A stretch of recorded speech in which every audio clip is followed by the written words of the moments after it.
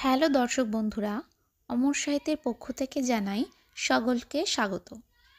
আজকে আমি শরৎচন্দ্র চট্টোপাধ্যায়ের শ্রীকান্ত উপন্যাসটি সম্পর্কে কিছু আলোচনা করব। চলো তাহলে শুনে নেওয়া যাক।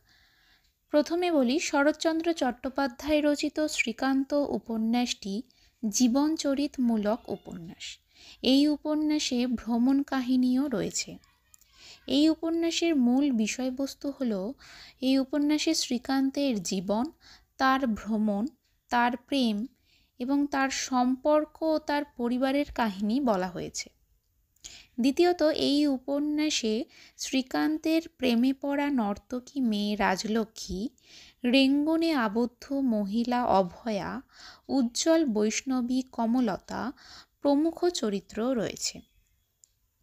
তৃতীয়ত, এই উপন্যাসের প্রথম খণ্ড 1917 সালে এবং শেষ খণ্ড 1933 সালে প্রকাশিত হয়।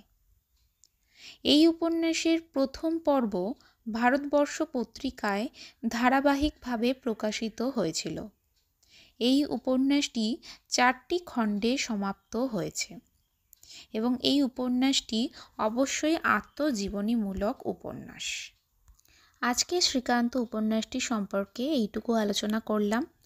পরের ভিডিওতে শ্রীকান্ত উপন্যাসটি সম্পর্কে আরও কিছু তথ্য আমি জানাবো। যারা এখনও আমার চ্যানেলটি সাবস্ক্রাইব করেননি, অবশ্যই সাবস্ক্রাইব করে দেবেন। ধন্যবাদ।